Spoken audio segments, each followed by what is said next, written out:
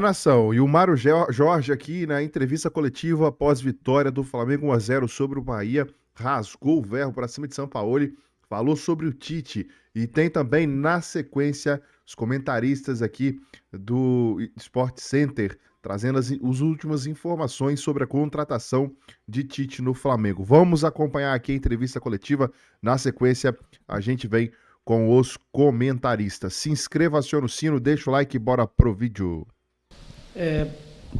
Boa tarde, né? Boa noite. Então, a receptividade foi muito boa, né? A gente já teve um contato anterior, então, durante a semana, quando eu estou na base, no Sub-20, eu também tenho acesso direto, então eu encontro com eles diariamente, quando eu subo. Foi muito legal essa recepção nesse momento. Passaram por um momento difícil, né, de derrota na Copa do Brasil. O empate não foi suficiente para a gente conseguir o título. Mas essa relação de cumprimentar um atleta, um profissional que está saindo do campo, porque ninguém gosta de ser substituído. Então, o momento de carinho ali é mútuo, né? Tanto eu para com eles e eles comigo também. Então, é uma característica minha, eu tento fazer isso sempre, eu faço isso na base sempre, porque eu sei que o cara que está saindo não está muito feliz. Então, eu já tento quebrar um pouco isso ali nesse momento, com um abraço, com carinho.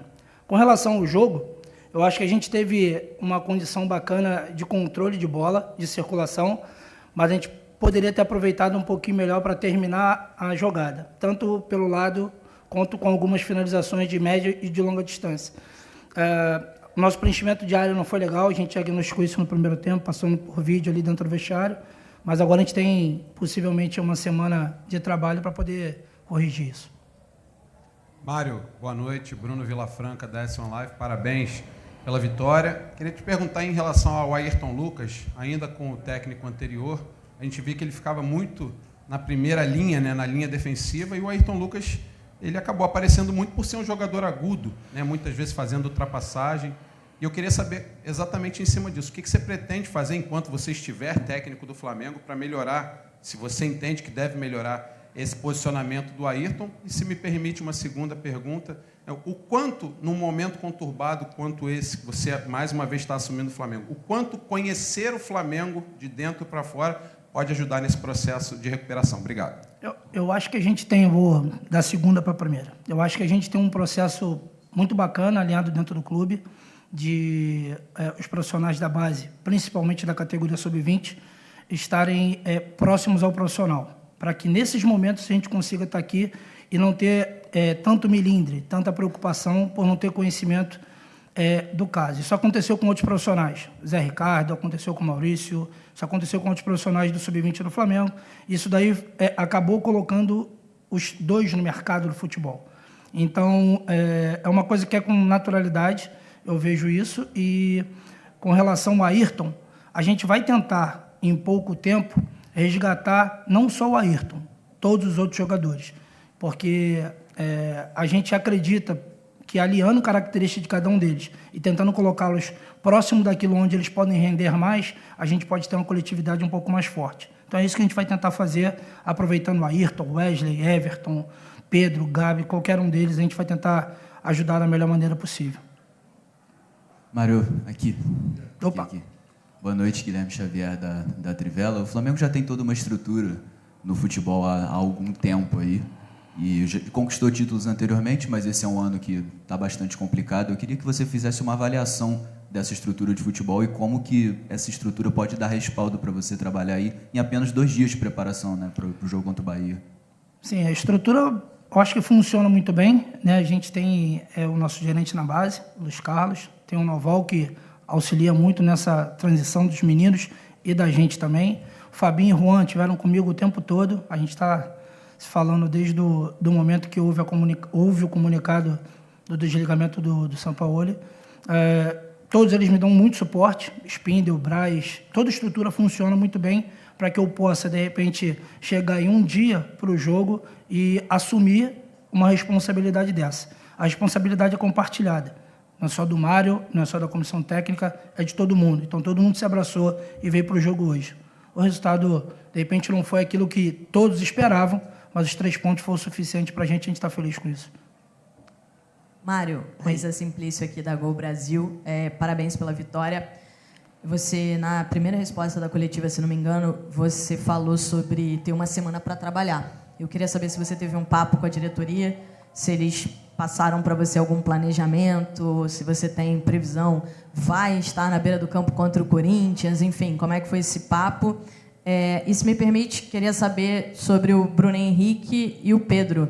O Pedro parece que sentiu, o Bruno Henrique, não sei se ele pediu para sair, qual foi a sua opção ali para tirar ele? Como é que estão esses dois jogadores?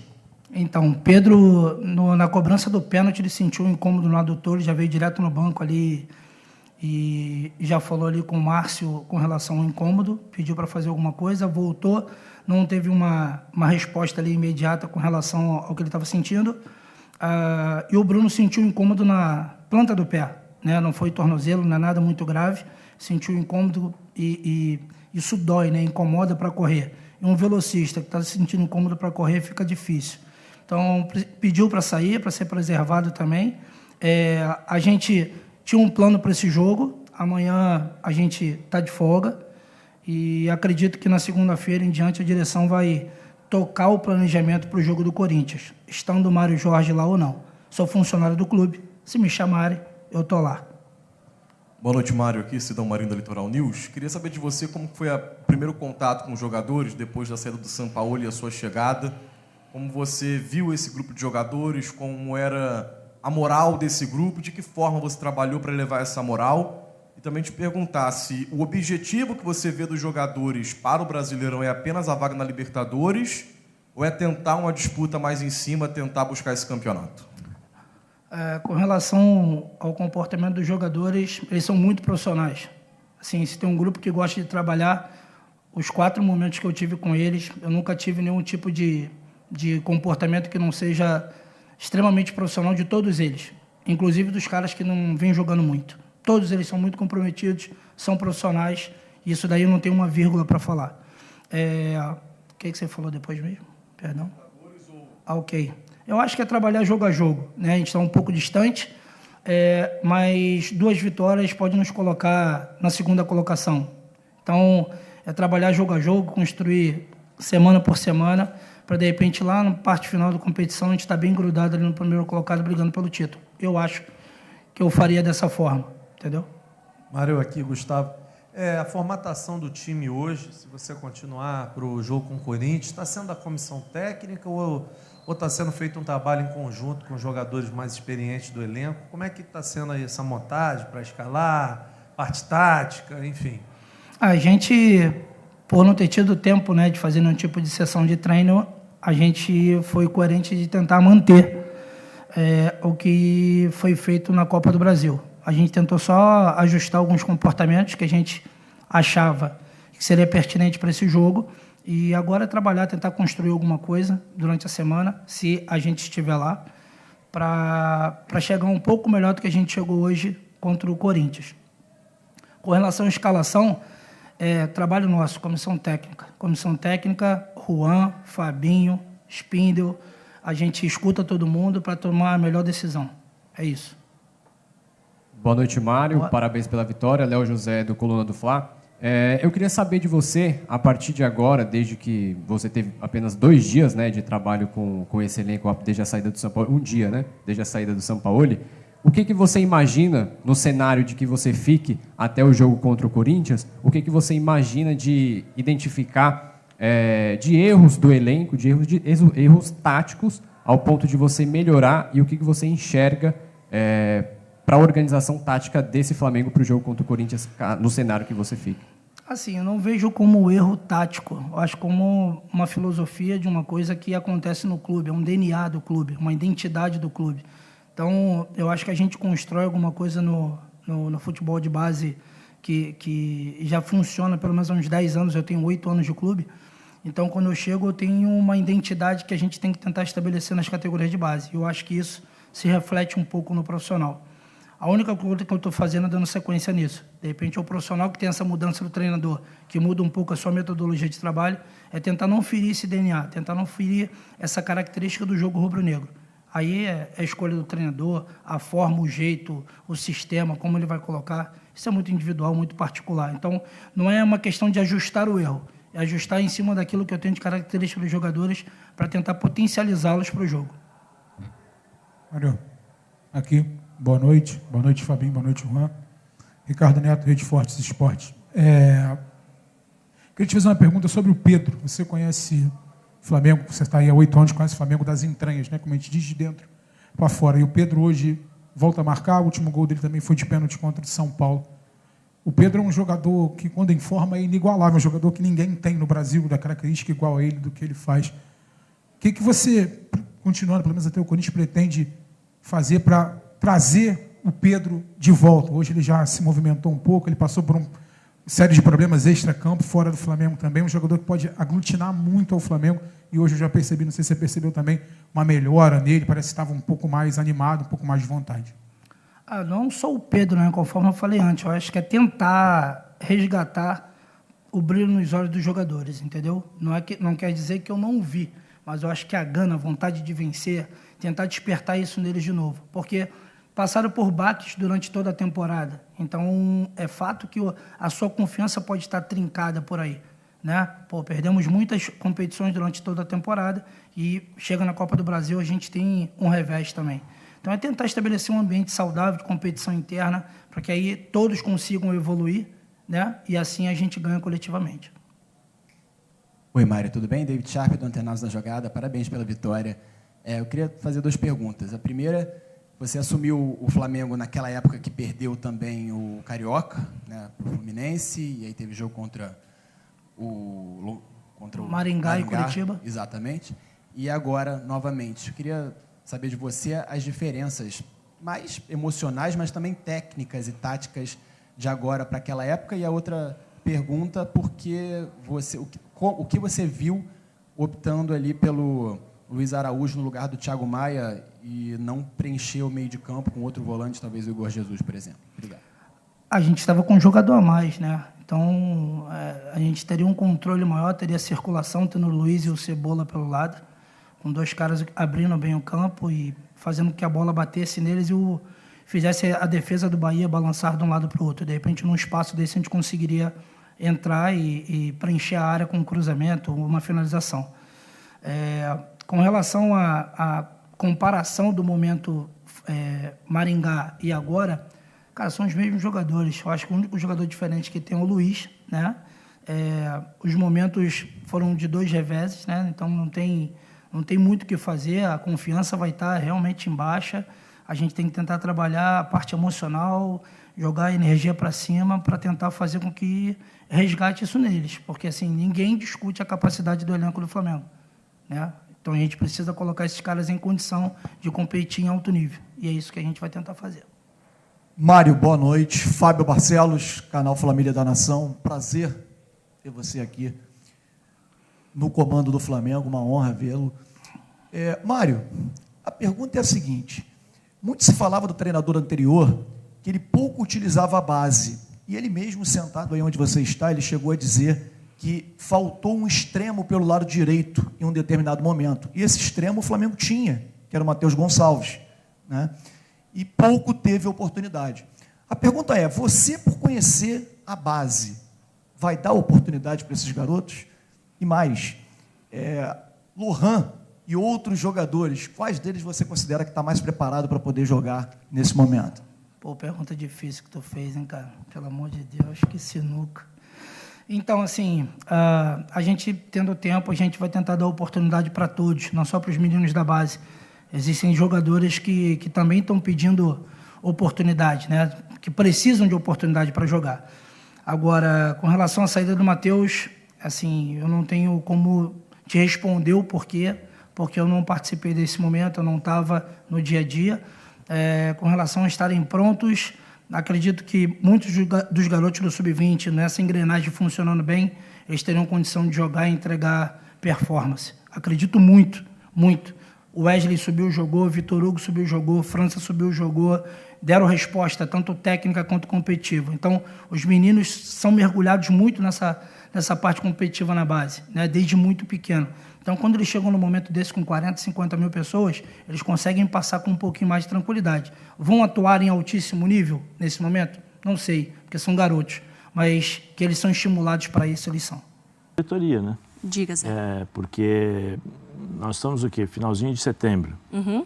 Vai começar outubro, novembro, acabou o jogo. Acabou, dezembro, Amanhã, inclusive. início de dezembro. Acabou. Amanhã, inclusive, começa... Sim, começa o mês que vem, né? Diria um amigo meu, né, Pascoal? Começa o mês que vem. Amanhã começa o mês que vem. Começa o mês que vem. Amanhã já é outro mês. É isso aí, José. Então, o que acontece? Vamos lá, vamos fazer você como dirigente, o Pascoal já foi dirigente, o Fábio, nós temos um pouco de experiência em relação a isso. Sim. Você precisa definir, olha as coisas que o Flamengo tem que fazer a diretoria. Definir treinador, que é o mais importante, por quê? Porque ele vai definir as características dos jogadores que ele vai precisar. E dos que ele também não quer. Sim, aí você vê, renovações de contrato, Everton Ribeiro me parece que não renovou, o Bruno Henrique me parece também que não renovou. O Davi Luiz, me parece que a cláusula teve a automática, mas me parece que também que não deve ficar porque não agradou nesses últimos anos, embora tenha um currículo, mas não agradou, né? A gente está percebendo pelo menos o que as pessoas falam.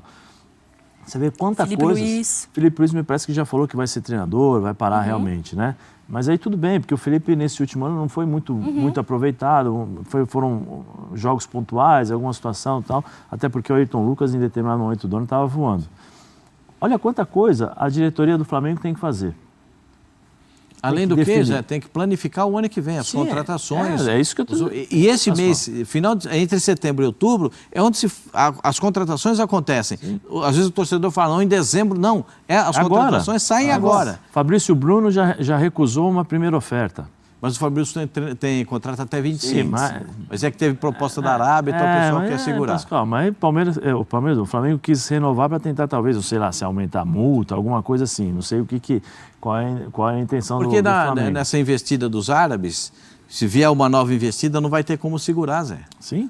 Mas quanta coisa, Pascoal. Olha essa diretoria, quanta coisa. Nós não sabemos... E ainda tem um campeonato, não sabe se monta time para Libertadores ou não, porque tem que classificar. Não, o Flamengo tem que montar time para Libertadores. Mas tem que ver se vai classificar esse ano, né?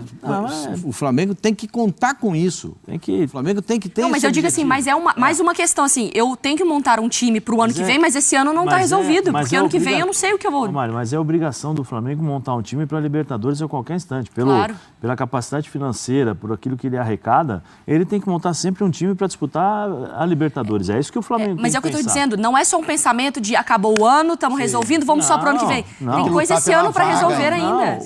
Mobilizar esse grupo para conseguir a vaga. Eles precisam mobilizar. Então, mas esse que é o grande problema, né, Fábio? Você vai mobilizar, por exemplo, o Everton Ribeiro. Ganhou tudo, jogou tudo, me parece que é um profissional, você não escuta falar nada dele, nada. Eu não sei se o Fábio tem alguma informação em relação ao dia a dia, mas as informações que eu tenho, que um cara... Eu sei que tem dois grandes de São Paulo interessados. O cara mas só que tem Corinthians, acho que o São Paulo... São Paulo estão interessados, sim, Corinthians já manifestaram interesse. Mas, e ainda o histórico no Cruzeiro, né? Ali da Rua Turiaçu também, agora já não é mais Rua Turiaçu. Agora é Rua Palestra Itália. Ali também, se o Everton Ribeiro ficar livre, você acha que o Abel não vai querer, Pascoal? Um cara como esse? Que faz várias funções. Ele tem mercado. Ele joga nos outros 19 do Campeonato Brasileiro. E a maioria deles jogam, né, Pascoal? Porque se você separar cada jogador do Flamengo, tirar até esse que você está falando de renovação, Bruno. E todos eles têm mercado em outros clubes. O problema ficou muito estampado esse ano, né? Então, assim, foi um time que foi montado para ganhar tudo e que não ganhou nada. Então, assim, essa reformulação ela tem que acontecer. Não sei se vai ser drástica, né, de você mandar vários jogadores embora e contratar outros, ou se isso vai ser gradativo, mas a torcida, o torcedor mesmo vai cobrar essa reformulação, vai ver cara nova, enfim. Mas tem isso que a Mari falou, de um time que deve ser montado, talvez, diferente para o ano que vem, mas que tem objetivos nesse ano, né? E como que é pelo menos a vaga na Libertadores. Você sabe como é que funciona, Pascoal? Como é que funciona isso dentro do vestiário? Os caras querem que eu classifique, mas não quer renovar meu contrato? Estou dizendo que possa acontecer, mas existem uma possibilidade de ficar aberta, né? De ficar aberto, porque aí o cara também vai ver o lado dele. Você acha que o Bruno, o empresário do Bruno não está escutando as ofertas? Você acha que o Everton Ribeiro não está escutando as ofertas? Olha, eu vou falar para você, já que você falou em oferta do Bruno, eu tive com o pessoal do Palmeiras agora, com o Libertadores. O Bruno só não vai jogar no Palmeiras se ele não quiser jogar no Palmeiras. O Bruno Henrique só não joga no Palmeiras se ele não quiser. Porque tudo que o Palmeiras fez, ofereceu ao Bruno Henrique, é para o Bruno Henrique jogar no Palmeiras. Se ele, até um contato, né, me disse o seguinte: só se ele roer a corda.